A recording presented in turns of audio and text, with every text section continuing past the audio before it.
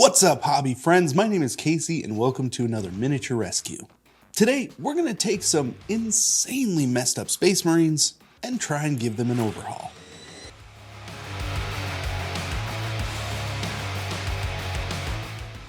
This video is sponsored by CMOGames.com, but more on this amazing sponsor in a little bit. One of my favorite things to do in this hobby is going on eBay and scouring listings for hours until I find something genuinely worth rescuing. The hunt in and of itself is a lot of joy here. There are thousands upon thousands of listings for used Warhammer models on eBay and tons of things worth buying and saving. Every so often though, I run across a model or set of models that really speak to me and are in desperate need of attention.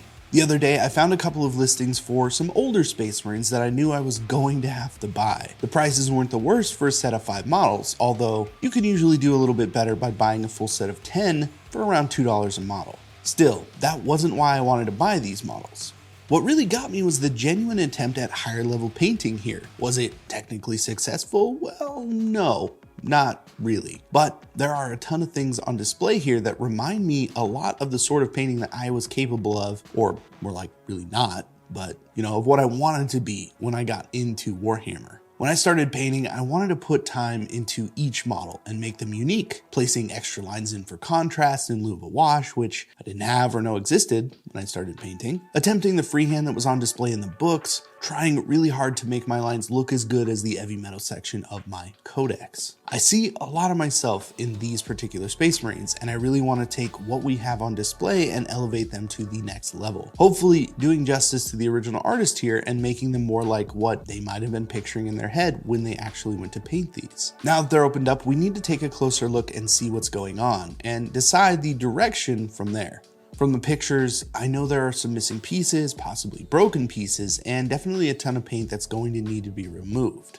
The paint here is pretty thick, and you can definitely see mold lines that need to come off. I'm a little concerned about how the models have been assembled as well. The glue looks a little thick in a few places, and while the paint is covering it right now, it can be an issue when trying to strip the model in full. The thing I really like about these particular models is how the original painter really went for it and tried to make something that would stand out. The fact that the paint is thick and the assembly could have been better is something that you can get over pretty quickly in miniature painting. We eventually learn how to build models, remove mold lines, and apply thin coats of paint in order to get a smooth coat down on our models. What a lot of us tend to struggle with is going that extra mile and putting little bits of freehand on those models. These are great examples of someone who was trying really hard to make something cool and just didn't quite have the experience yet in order to accomplish that goal. I have to imagine that the person who painted these is probably a pretty good painter now, especially if they kept at it after these models came out, which was a pretty long time ago at this point.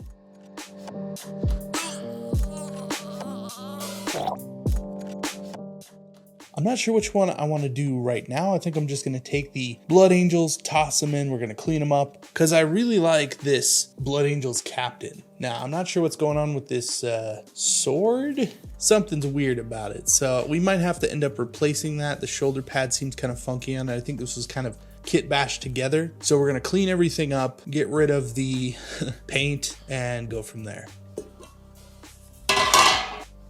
Get me an old Space Marine fry basket.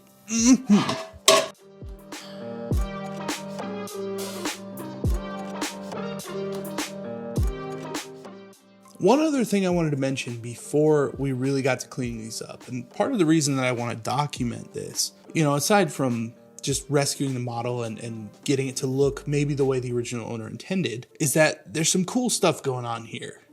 A lot of these models, especially these Dark Angels ones, remind me of the models that I painted when I was a kid. So I don't blame anybody for the result that these ended up with. Realistically, it's just a result of painting to the ability that you have at the time that you have them. So I wanted to point out some of the really cool things that I really like about these that we are going to try and carry over. We're going to try and save these models, paint them basically like they were intended, but hopefully with using a little more modern tech, make them look the best they possibly can.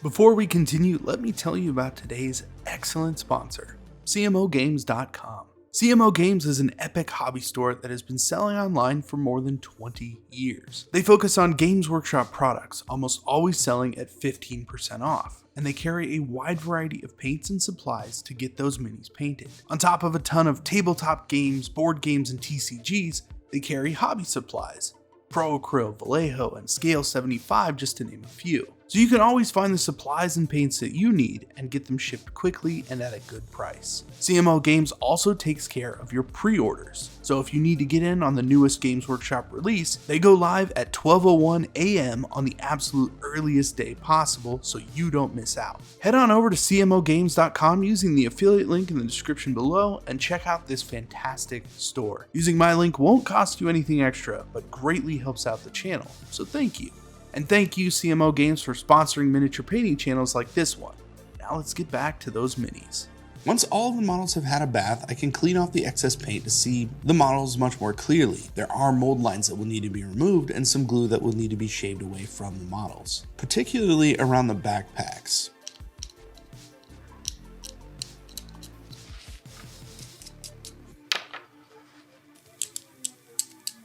You know, most of these old Space Marines aren't too bad. Certainly not like the new ones, a lot of the Primaris Marines, but proportionally, they look pretty decent. One of the bigger issues that these models have always had, they're completely covered in mold lines and in weird places. Things that they've since fixed and, have perfected the casting techniques to get these mold lines out of the way, which is nice. So going back to older models like this, it's kind of a good reminder that things have actually come quite a long way, because after taking all the paint off of all of these models, I'm having to do more work just removing little plastic burrs and mold lines than I would if I were probably to just build new ones. The other weird issue is this guy. Now he's got a resin sword and arm on it, and it kind of, I think it might be Forge World. I'm not 100% sure, but I know that's not okay. Whatever's going on here. It's like the casting is so thin that there isn't a sword left. It's like a failed 3D print almost that doesn't have quite enough layers to it. I'm gonna see if I can find another sword arm like this in my bits box to replace this completely, because this is not good. This is not gonna work. That we can't have that. This floppy.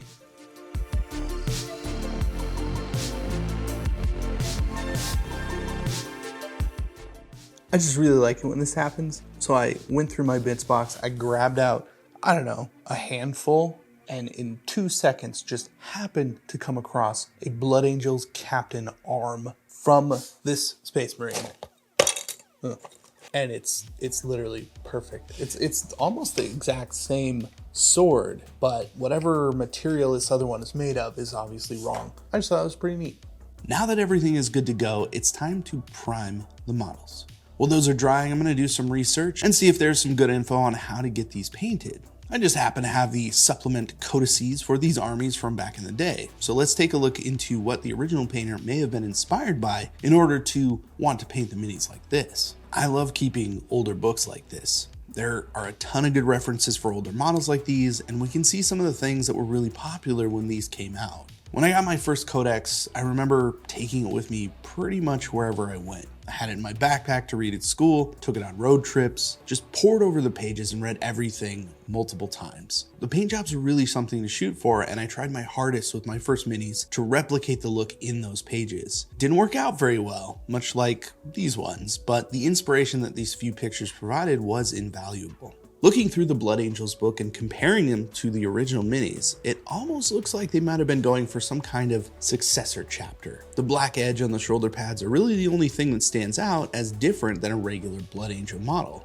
Though it's a little hard to tell considering they aren't totally consistent for that particular chapter. The Dark Angels seem a little more straightforward. Most of these are meant to be Deathwing models, and there's just one regular one, just a green guy. So that's what we'll shoot for. And since I want these to be pretty similar to the original Vision, we'll keep the knee pads with the checkerboard patterns. There are examples of using checkerboard in this book, so at least it's not totally left field to have that on the models, and it should look pretty cool too. Since he's probably the coolest model in the bunch, I'm going to start with the captain of the squad. I start with a dark red as a base, using multiple thin coats just to build up that shadow color. I don't want pure black in the recesses, but it still needs to be dark on the underside. Stepping up to a brighter red, I'll cover a majority of the armor. This will be the main color for that armor, and the goal will be to try and leave some of that dark red in the shadows.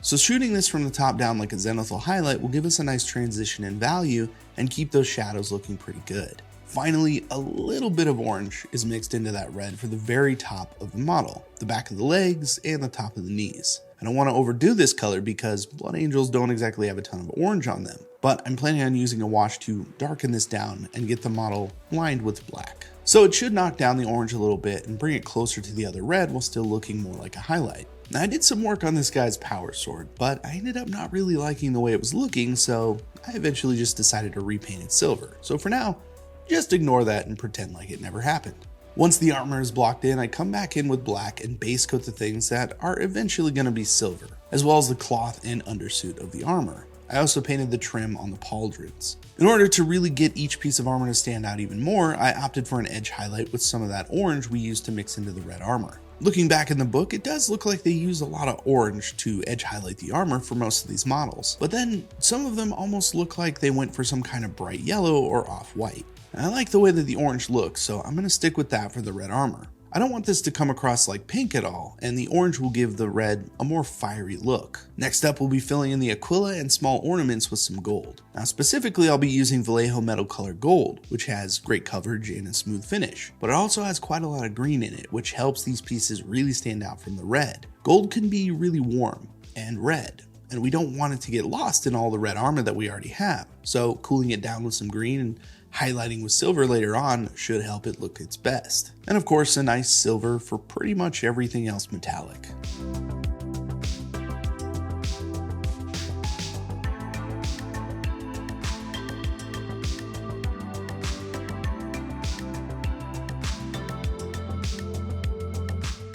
The best part of this particular model has got to be this guy's head. He's the only one here without a helmet on, so he needs to stand out. I'll start with the pink flesh as a base coat, making sure that each layer dries in between coats.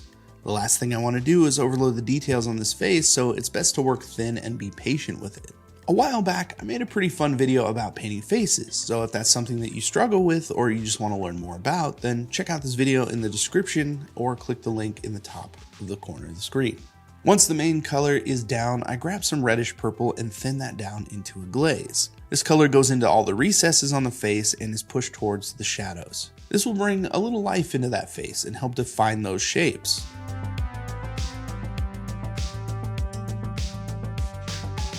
Following that up with a little bit of original flesh tone and some off-white in order to give him that more pale complexion, and with only a little bit of work, we have a pretty nice looking face. The eyes, of course, are in an entire category of their own, which is why I recommend you check out that other video if you want to go more in depth with that. What I generally prefer is to give my models a nice glowy eye effect. Some black mixed into that shadow color laid into the eye, a little white dot on top of that, and some kind of wash or contrast paint to bring in a different color, some kind of spot color that goes with these models. Generally, Blood Angels have that cool blue as a weapon effect spot color. So I went with a nice icy blue to make those eyes glow. No wonky pupils and a neat effect for a standout model. These older Space Marines almost always look weird with actual eyes painted in. So over the years, I just stopped doing it. The last step with this guy will be to bring in an oil wash and pan align the model. I mixed this up with some Winsor & Newton black and a little bit of odorless mineral spirits. The black will get right into the recess detail and help it stand out quite a bit, and darken down some of that orange. It also helps unify all the colors with a consistent color over the top and deepens that red a bit, which I like more than the super bright red all over.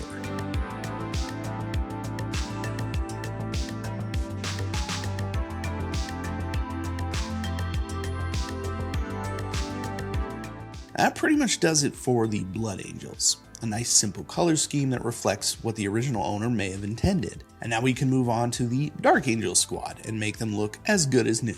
I'm going to start with the green one because the last video I did was literally painting Deathwing Terminators, so I don't want to really rehash that too much. That video can be found in the description below or at the top of the screen right here. The colors go down in the same way as the Blood Angels. I'm just switching out colors, of course. A dark green to tint those shadows, and a nice mid-tone green for a majority of the armor.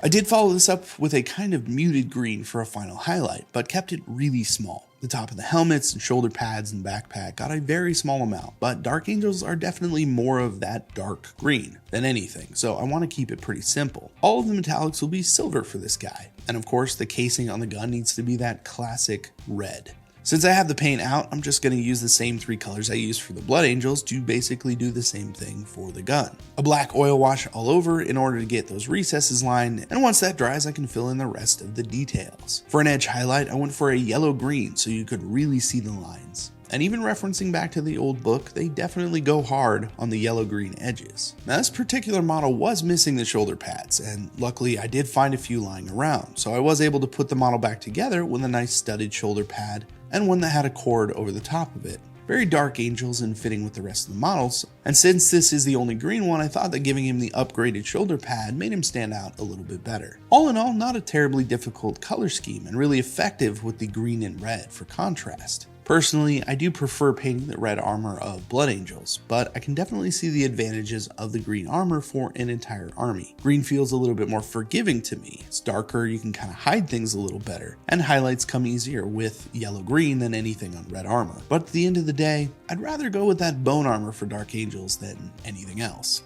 And I think that's what the original painter may have been thinking with these.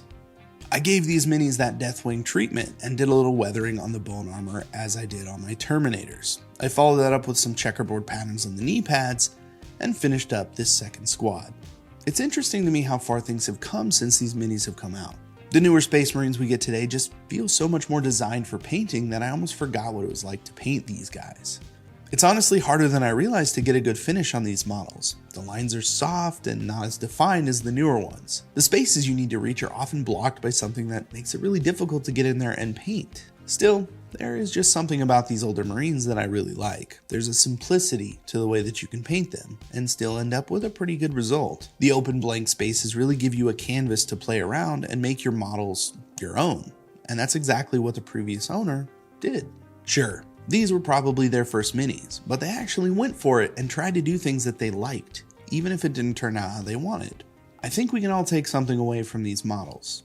Regardless of your painting skill at the moment, don't ever hold back when you want to try something that just sounds cool. You might not nail it, but you will be a better painter for having tried something. And the more you try new things, the better you get. It just takes time. And eventually, if you paint bravely every time you sit down, you will be where you want to be. Thank you again for joining me on another Miniature Rescue. If you like something about this video, please consider liking, sharing, and subscribing as it really helps out the channel. Once again, I'm Casey, and I will see you in the next video.